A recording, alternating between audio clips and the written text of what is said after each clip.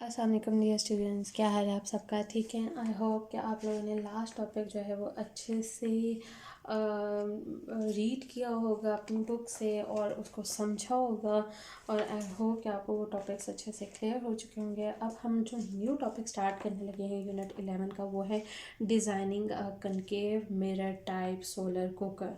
हम लोगों ने एक कुकर भाई डिज़ाइन करना है और वो कनकेव मिरर टाइप का होना चाहिए। ठीक है। हमें पता है कि ऑब्जेक्ट्स को अगर डायरेक्ट सनलाइट के अंदर रखें तो थोड़ी देर के बाद क्या होते हैं, वो वार्म हो जाते हैं। ठीक है। स्टील और मेटल्स जो हैं वो हम उनको इवन पकड़ भी नहीं पाते, वो इतने गर्म हो जाते हैं। इसी तरह अगर कार हो, कार जो है अगर बहुत देर तक सन के अंदर पार्क रहे तो जब आप उसके अंदर आके बैठते हैं तो आप लोगों से बैठा नहीं जाता, वो इतनी ज़्यादा गर्म हो जाती है। ठीक है। इवन जो मेटल पार्ट्स होते हैं, सीट बेल्ट होती है, उसकी बकल, वो इतनी ज़्यादा गर्म होती है कि आप उसको हाथ लगाते हैं तो आप कहते हैं जी मेरा हाथ जल रहा है। ठीक है। अब ये सेम प्रिंसिपल जो है हम लोग जो है खाना पकाने के लिए भी यूज़ करते हैं। इवन ये जो सोलर कुकर हम बनाएंगे, डिज़ाइन करेंगे, वो भी इसी प्रिंसिपल के ऊपर ही होगा। अब कनकेव मिरर किस तरह के होते हैं? कनकेव मिरर की जो इनसाइड सरफेस होती है वो स्फेरिकल होती है और उसको रिफ्लेक्टिंग बनाया जाता है। जब बीम ऑफ लाइट जो है उसकी तरफ डायरेक्टली आती है तो क्या होता है कि वो रिफ्लेक्ट हो जाती है फ्रॉम द मिडल, और रेज जो है कन्वर्ज होके एक सिंगल पॉइंट पे जाके मिलती है, और उस पॉइंट को क्या कहा जाता है? फोकस पॉइंट कहा जाता है। ये हम लोगों ने अपने यूनिट नंबर 9 के अंदर भी रिफ्लेक्शन और रिफ्रैक्शन में भी पढ़ा था, लेकिन इस टॉपिक के अंदर हम लोग इसको दोबारा रिवाइज कर रहे हैं। ठीक है। सोलर कुकर को मैंने एक तरफ बनाया है और एक तरफ पे जो है मैंने कनकेव मिरर का जो हम लोगों ने पढ़ा था फोकस पॉइंट के बारे में, वो मैंने बनाया है, डायग्राम बनाया है। ठीक है। कनकेव मिरर में किस तरह से रिफ्लेक्शन होती है और अगर हम सोलर कुकर की कंस्ट्रक्शन करेंगे तो वो किस तरह से बनेगी। ठीक है। सबसे पहले तो हम एक स्टैंड लेंगे, स्टैंड के ऊपर एक फ्रेम सा बना लेंगे कि हम लोगों ने जो है ना कुकर को जो है ना उस तरह से खड़ा करना है। ठीक है। उसकी जो रिफ्लेक्टिंग सरफेस है वो किस तरह से हमने खड़ी करनी है, पोल्स को एडजस्ट करना है, क्लिप्स को एडजस्ट करना है, स्टैंड को अच्छे तरीके से रखना है, रिफ्लेक्टिंग सरफेस उसकी ऊपर की तरफ होनी चाहिए, और एक आपके पास जो है फोकस करने वाली चीज़ होनी चाहिए कि जिससे जो है उसके ऊपर डायरेक्टली लाइट या हीट पड़ सके। ठीक है। उसके मिडल पे तो इसमें हम ये करेंगे कि कनकेव मिरर के प्रिंसिपल के थ्रू ही जो सनलाइट की एनर्जी है वो एक सिंगल पॉइंट के ऊपर लेके आएंगे, और इससे क्या होगा, वो चीज़ गर्म होनी स्टार्ट हो जाएगी। सोलर कुकर्स जो होते हैं they are one of the simplest utensils जिसके अंदर हम फूड को कुक कर सकते हैं, क्योंकि डायरेक्टली सनलाइट जो है एक स्पॉट के ऊपर पड़ती है, और क्योंकि वहाँ पे फायर किसी तरह की नहीं होती है तो एनवायरनमेंट फ्रेंडली भी ये होती है, क्योंकि इसके अंदर कोई किसी भी तरह का फ्यूल कंज्यूम नहीं होता है। ये सिर्फ और सिर्फ जो है सन की जो पावर होती है उसको लेता है और उसी हीट के ऊपर वो खाना बनाया जाता है।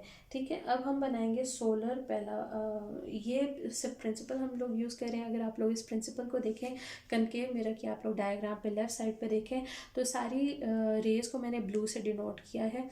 सनलाइट की जो रेज़ हैं वो पड़ रही हैं और वो सारी रिफ्लेक्ट होके एक पॉइंट के ऊपर जाके मिल रही हैं।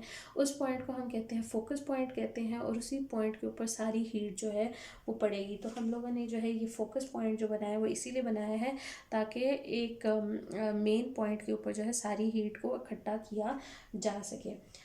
सोलर पैराबोलिक कुकर्स जो होते हैं ये जल्दी हीटअप हो जाते हैं, जल्दी हॉट हो जाते हैं, and they are ideally very suited for grilling, boiling, steaming and frying, क्योंकि इसमें हाई हीट की ज़रूरत होती है और रैपिड कुकिंग जो है वो फ़ौरन हो जाती है।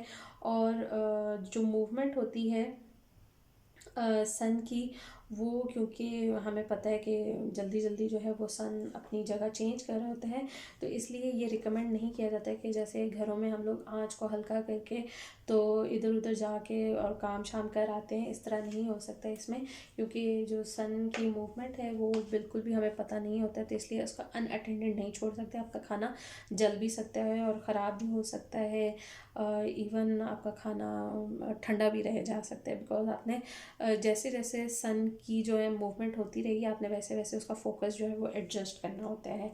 तो इसलिए आप जब सोलर कुकर के ऊपर खाना बना रहे होते हैं तो आपको उस टाइम पे उसी के साथ रहना पड़ता है जब तक कि खाना तैयार नहीं हो जाता। अच्छा जी, अब हमने सोलर पैराबोला कुकर बनाना है, तो इसकी कंस्ट्रक्शन कैसे होगी। मटेरियल्स जो हमें चाहिए होंगे, प्लेवुड शीट्स चाहिए होंगी, प्लास्टिक या मेटल का हमें पैराबोला चाहिए होगा, रोप चाहिए होगी, या प्लास्टिक केबल भी आप किसी उसकी जगह पे यूज़ कर सकते हैं। बोल्ट्स हमें चाहिए होंगे, वॉशर्स चाहिए होंगे, नट्स चाहिए होंगे, एलुमिनियम फॉल चाहिए होगी। अब हमने क्या करना है, सबसे पहले जो ये प्ले वुड क्या होता है, प्ले वुड जो है स्टील की शीट्स होती हैं, ठीक है, जिनको हम लोग अपनी मर्ज़ी से कट कर लेते हैं। प्लेवुड की जो है शीट्स आपने उनको कट कर लेना है, बिल्कुल ऐसी जैसे पेटल्स होती हैं, पेटल्स की तरह कट करके आपने फिर उसी प्लेवुड से जो है 2 छोटे छोटे सर्कल्स भी कट करने हैं, ताकि आप ऊपर और नीचे से जो है इन पेटल्स को जॉइन कर सकें, ठीक है।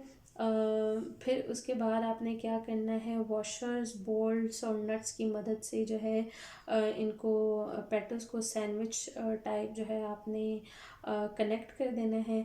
और इसके बाद आप लोगों ने क्या करना है, प्लास्टिक टाइस की मदद से आप इसको जो है पेटल्स को एक दूसरे के साथ टाई कर सकते हैं, और आप लोगों के लिए ये ईज़ियर होगा कि आप दरमियान में से जो है उसको फिक्स करना स्टार्ट करें और फिर जाते जाते एजेस की तरफ जाएं, क्योंकि आप एजेस से स्टार्ट करेंगे तो फिर सेंटर में थोड़ा मुश्किल हो जाएगा। तो इसलिए आप लोग ईज़ियर यही होगा, और रिकमेंड भी यही किया जाता है कि सबसे पहले आप मिडल से स्टार्ट करते करते फिर पीछे की तरफ जाके सारे पेटल्स को है जो है आपस में एक दूसरे के साथ हमने जॉइन करना है।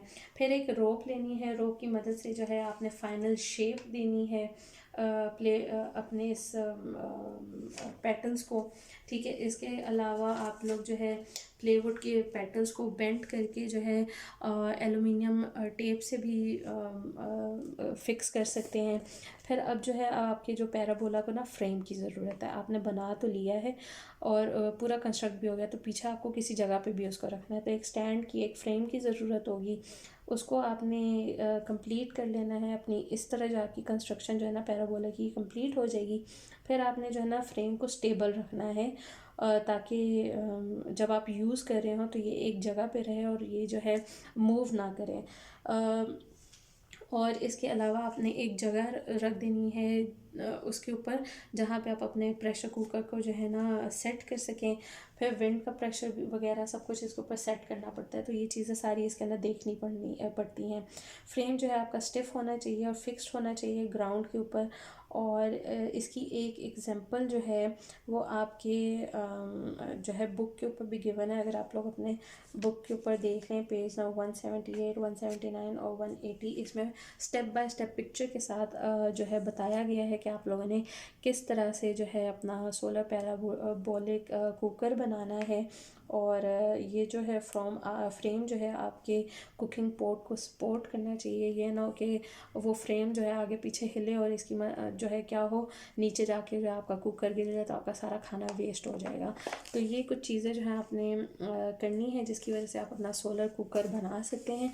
अब कुछ प्रिकॉशनरी मेजर्स हैं, वो भी आप लोगों को ये बनाते हुए रखने पड़ेंगे। सबसे पहला तो ये है कि आपने जो है ना अपनी आँखों के ऊपर ना ये सन ग्लासेस जो होती है ना वो लगानी है, क्योंकि प्लेवुड जो है ना बहुत ज़्यादा रिफ्लेक्टिंग सरफेस होती है उसकी, तो it's kind of dangerous for your eyes also. So आपने उसकी तरफ डायरेक्टली नहीं देखना, और अगर देखना भी है तो आपने प्रोटेक्टिव ग्लासेस ज़रूर लगानी है। बच्चे जो है, छोटे बच्चे जो हैं वो इसके करीब नहीं आने चाहिए, क्योंकि मेटल पार्ट जो है बहुत ज़्यादा जल्दी वो हॉट हो जाते हैं। और अगर बच्चे तो आपको पता है किस तरह के होते हैं, शरारती होते हैं, सुनते नहीं हैं, तो अगर करीब जाएंगे तो उनको क्या होगा, वो मेटल पार्ट्स जो है उनके हाथ जल सकता है।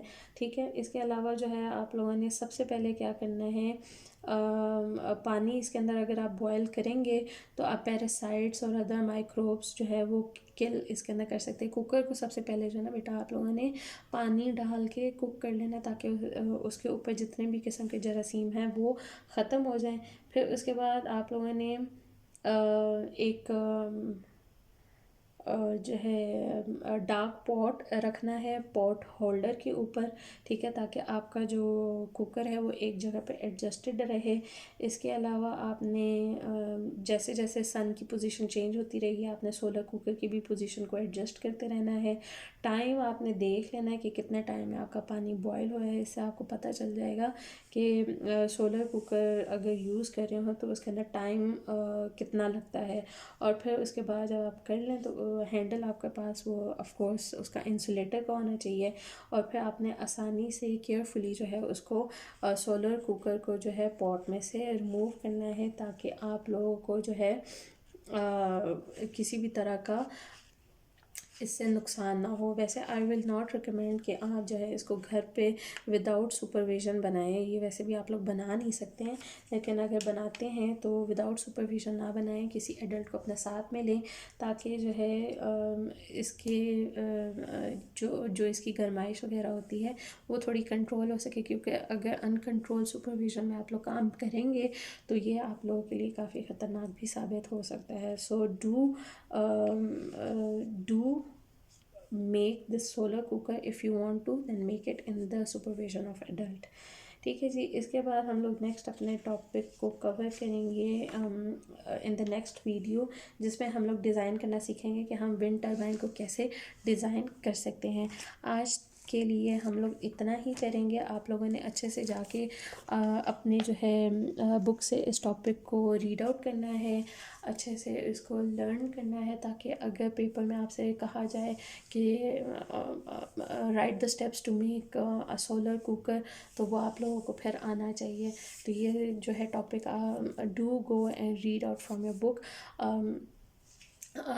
आप लोग गाइड से भी याद कर सकते हैं, आप लोग नेट से भी गूगल से भी देख सकते हैं, बट आई विल रिकमेंड कि from exam point of view आप जो है अपनी बुक से याद करें। क्योंकि कोई ऑब्जेक्टिव आता है या एमसीक्यू आता है या शॉर्ट क्वेश्चन आंसर आते हैं तो वो आपकी बुक से ही देते हैं, वो नेट से या गाइड से नहीं देते हैं। तो अगर आपने बुक को अच्छे से रीड किया होगा, लर्न किया होगा टॉपिक्स को, तो आप लोगों को फिर वो एग्ज़ाम में बहुत ज़्यादा हेल्प आउट करेगा। तो do learn the topics from your book. अगर किसी चीज़ की आपको समझ ना आए, I am here for you, you can comment down कि मैम हमें इस टॉपिक की या इस पॉइंट की समझ नहीं आई है। I will try my best to clear your confusions. You can also voice message me अगर आपको किसी चीज़ की समझ ना आए तो, and we will meet in the next video. अल्लाह हाफिज़।